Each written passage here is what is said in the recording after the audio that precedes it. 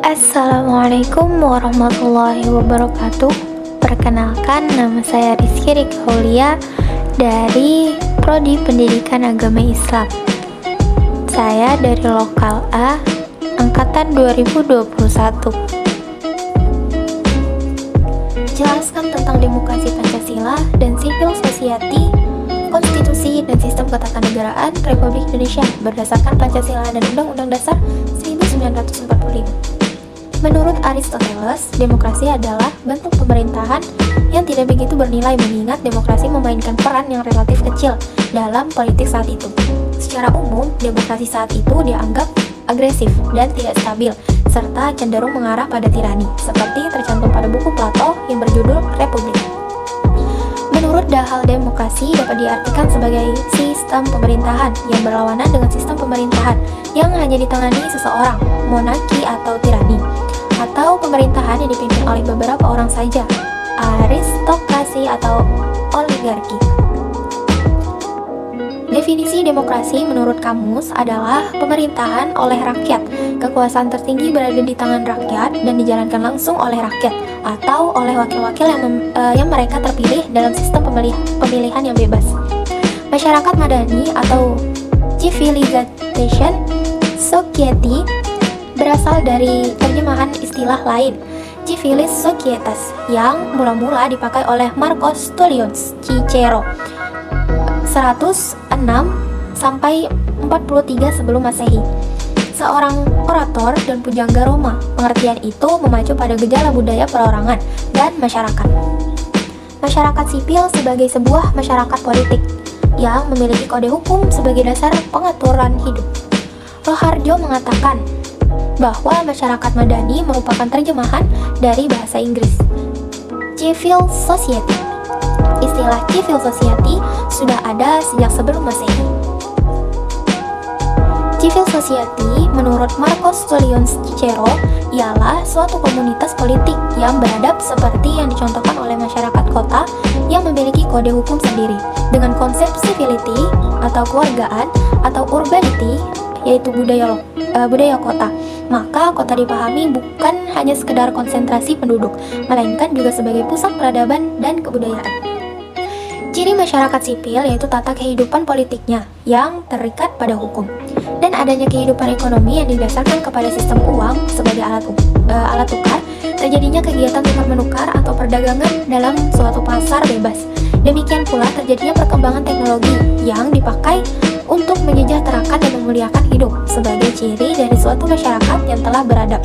Dalam konsep Locke dan Rousseau belum dikenal pembedaan antara masyarakat sipil dan masyarakat negara. Pemerintah adalah bagian dan salah satu bentuk masyarakat sipil. Bahkan keduanya beranggapan bahwa masyarakat sipil adalah pemerintahan sipil yang membedakan diri dari masyarakat alami atau keadaan alami. Secara etimologi, konstitusi berasal dari bahasa Prancis, constituer, sama dengan membentuk yang berarti pembentukan suatu negara atau menyusun dan menyatakan sebuah negara. Secara terminologi, konstitusi adalah sejumlah aturan dasar dan ketentuan-ketentuan hukum yang dibentuk untuk mengatur fungsi dan struktur lembaga pemerintahan, termasuk dalam hubungan kerja sama antara negara dan masyarakat dalam konteks kehidupan berbangsa dan bernegara. Adapun konstitusi demokrasi yang mengandung prinsip-prinsip dasar demokratis meliputi hak-hak dan hak-hak dasar. Kemudian yang kedua, kebebasan mengeluarkan pendapat. Yang ketiga, hak-hak individu. Yang keempat, keadilan. Yang kelima, persamaan. Yang keenam, keterbukaan. Dasar hukum ataupun landasan hukum adalah legal basis atau legal ground, yaitu norma hukum yang mendasari suatu tindakan atau perbuatan hukum tertentu sehingga dapat dianggap sah atau dapat dibenarkan secara hukum. Sedangkan perkataan sumber hukum lebih menunjukkan kepada pengertian tempat dari mana asal muasal suatu nilai atau norma tertentu. Sumber hukum dapat dibedakan antara yang bersifat formal dan sumber hukum dalam arti material. Sumber hukum dalam arti formal itu adalah sumber hukum yang dikenali dari bentuk formalnya. Yang pertama, sistem pemerintah. Dapat diartikan sebagai suatu struktur yang terdiri dari fungsi-fungsi legislatif, eksekutif, dan yudikatif yang saling berhubungan, bekerja sama, dan mempengaruhi satu sama lain. Secara demikian, sistem pemerintahan adalah cara kerja lembaga-lembaga negara satu sama lainnya. Menurut Jim Lee As-Siddiqi, sistem pemerintahan diartikan sebagai suatu sistem hubungan antara lembaga-lembaga negara, sedangkan menurut Sri Soemantri, sistem pemerintahan merupakan kolerasi antara lembaga legislatif dan eksekutif. Yang kedua ada lembaga negara. Kemudian yang ketiga ada MPR, yaitu Majelis Pemusyawaratan Rakyat. Yang keempat ada DPR, Dewan Perwakilan Rakyat. Kemudian yang kelima ada DPD, Dewan Perwakilan Daerah.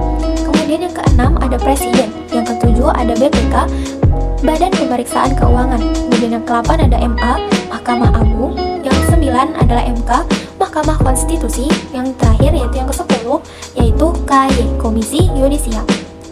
Menurut Undang-Undang 1945, penyelenggaraan negara pelaksanaannya diserahkan kepada suatu alat perlengkapan negara seperti MPR, Presiden, DPR, DPD, BPK, MA, dan MK. 2. Berikan penjelasan tentang penanggulangan korupsi dan kemiskinan. Korupsi secara bahasa berasal dari bahasa Latin corruption atau corruptus, yang bermakna merusak, tidak jujur, dapat digosok. Dalam istilah lain juga dapat diartikan sebagai salah satu perbuatan penyelewengan atau penggelapan uang negara atau perusahaan untuk kepentingan pribadi atau orang lain. Syed Hussein Alatas mendefinisikan korupsi sebagai penyalahgunaan amanah untuk kepentingan pribadi. Kartini Kartono mendefinisikan korupsi sebagai menggunakan wewenang dan jabatan guna mengeduk keuntungan pribadi, merugikan kepentingan umum dan negara. Jeremy Pope mendefinisikan korupsi sebagai penyalahgunaan kekuasaan atau kepercayaan untuk kepentingan pribadi. Menurut Muhammad Ali, untuk beberapa bahwa ada pengertian lain atau istilah dari korupsi, yaitu yang pertama, korup, artinya busuk, suka menerima uang suap atau sogok, memakai kekuasaan untuk kepentingan sendiri atau sebagainya.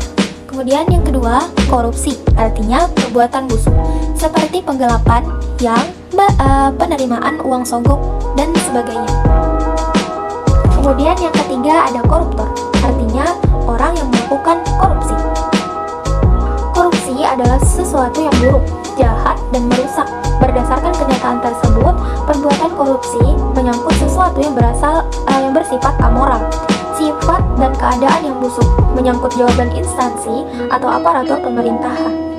Penyelewengan kekuasaan dalam jabatan karena pemberian, menyangkut faktor ekonomi dan politik, dan penempatan keluarga atau golongan ke dalam kedinasan di bawah kekuasaan jabatan. A yaitu konsep pemberantasan korupsi. Sangatlah penting untuk menghubungkan strategi atau upaya pemberantasan korupsi dengan melihat karakteristik dari berbagai pihak yang terlibat serta lingkungan di mana mereka bekerja atau berorganisasi. Upaya penanggulangan kemiskinan, beberapa ahli mempunyai pemahaman yang berbeda-beda dalam mendefinisikan kemiskinan. Yang pertama, Benjamin White mengemukakan bahwa yang dimaksud dengan kemiskinan adalah perbedaan kriteria tingkat kesejahteraan masyarakat dari satu wilayah dengan wilayah lainnya. Kedua, Marsudi Suparlan mendefinisikan kemiskinan sebagai suatu standar tingkat hidup yang rendah, yaitu adanya suatu tingkat kekurangan materi pada sejumlah atau segolongan orang dibandingkan dengan standar kehidupan yang umum berlaku dalam masyarakat yang bersangkutan. Ketiga, yaitu Johann Friedman mendefinisikan kemiskinan sebagai suatu ketidaksamaan kesempatan dalam mengakumulasikan basis kekuatan sosial. Keempat, yaitu Departemen Sosial dan Biro Pusat Statistik mendefinisikan kemiskinan sebagai ketidakmampuan individu dalam memenuhi kebutuhan dasar minimal untuk hidup layak tahun 2002. Kemiskinan sosial adalah kemiskinan yang disebabkan oleh adanya faktor-faktor penghambat sehingga mencegah dan menghalangi seseorang untuk memanfaatkan kesempatan-kesempatan yang tersedia. Strategi penanggulangan kemiskinan yaitu pendekatan pembangunan yang berpusat pada rakyat sangat relevan sebagai paradigma kebijaksanaan desentralisasi dalam penanganan masalah sosial, termasuk masalah kemiskinan. Selain program pemerintah, juga kalangan masyarakat ikut terlibat membantu kaum miskin melalui organisasi kemasyarakatan, gereja, atau sebagainya.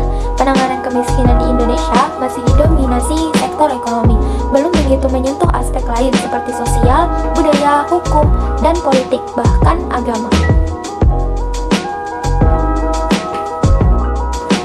3. Berikan 2 atau lebih contoh pemberantasan mafia hukum di Indonesia. Menurut Suejono Suekanto, salah satu faktor yang mempengaruhi penegakan hukum, salah satu diantaranya adalah faktor penegakan hukum. Saat ini banyak kasus pelanggaran hukum yang turut menyeret para aparat penegak hukum, mulai dari polisi, jaksa, hingga hakim.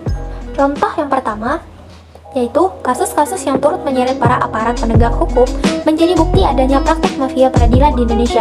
Salah satu bukti nyata yang disuguhkan kepada publik yaitu terkait kasus dugaan perdagangan perkara oleh mantan sekretaris Mahkamah Agung.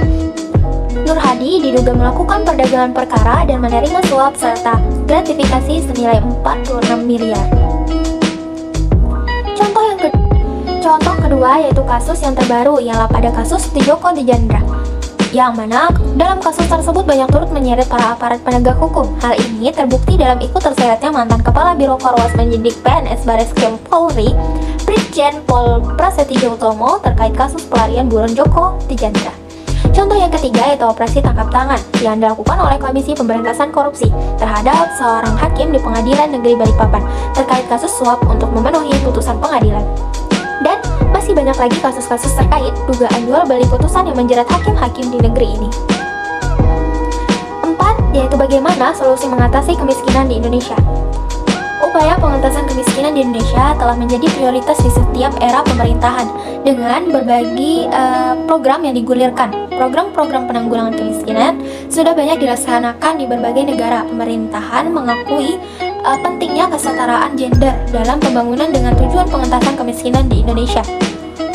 Mengurangi dampak sosial ekonomi selama pandemi, Kemensos meningkatkan bantuan program Keluarga Harapan, memperluas cakupan program sembako, bantuan presiden, serta menyalurkan bantuan sosial tunai untuk 20 juta rumah tangga.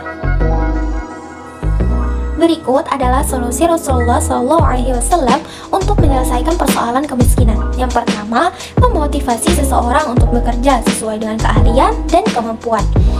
Kemudian yang kedua, mendorong proyek-proyek ekonomi di antara kaum muslim. Yang ketiga, mengharamkan riba. Yang keempat, mengelola keuangan dengan baik. Yang kelima, memfungsikan orang-orang kaya. Yang keenam, memanfaatkan APBN atau barul mal dengan sebaik-baiknya. 5. Jelaskan tentang gerakan politik keagamaan di Indonesia dan refleksi historis politik Islam di Indonesia. 1. Penjajahan Belanda. Pada tahun 1596, Belanda datang ke Indonesia dengan tujuannya yaitu berdagang serta mencari rempah-rempah. Lalu, semakin banyak orang Belanda yang datang pada tahun 1602. Didirikannya perusahaan perdagangan oleh pemerintah Belanda yang bernama VOC. Kedua, penjajahan Jepang. Telah terjadi Perang Dunia 11 antara Jepang, Italia, Jerman yang melawan persekutuan sekutu yang meliputi Amerika, Prancis, Inggris, dan Rusia pada tahun 1938 sampai 1945. Politik Islam pada masa kemerdekaan. Umat Islam nyaris tidak mempunyai negara pada masa kemerdekaan dikarenakan banyaknya bangsa muslim pada saat itu berada di bawah penjajahan bangsa barat, misalnya Spanyol, Portugis, Inggris, dan Belanda. Oleh sebab itu, tercatat dalam sejarah umat Islam melancarkan perlawanan demi membebaskan diri dari belenggu penjajahan bangsa barat. Begitu juga penjajahan sejarah bangsa Indonesia yang penduduknya dominan beragama Islam dalam membantah kolonialisme Belanda. Perkembangan Islam di Indonesia pasca kemerdekaan. Masa Orde Lama, Panitia Penerapan Kemerdekaan Indonesia, yaitu adalah perwakilan daerah dari seluruh kepulauan Indonesia. Dalam rapat PPKI, Muhammad Hatta mencatat bahwa tujuan kata dari Alenia yang termuat dalam amanat pertama Pancasila, ketuhanan Yang Maha Esa, wajib dijalankan syarat Islam yang dijunjungnya. Dengan segala akibat selanjutnya dihapuskan dulu dalam konstitusi. Namun, hal yang sedikit melapangkan hati para nasionalis Islam yaitu tentang keputusan diadakannya Kementerian Agama yang akan menangani masalah keagamaan. Meski Kementerian Agama sudah berdiri, konflik ideologi tak kunjung reda sejak saat itu. Masa Orde Baru.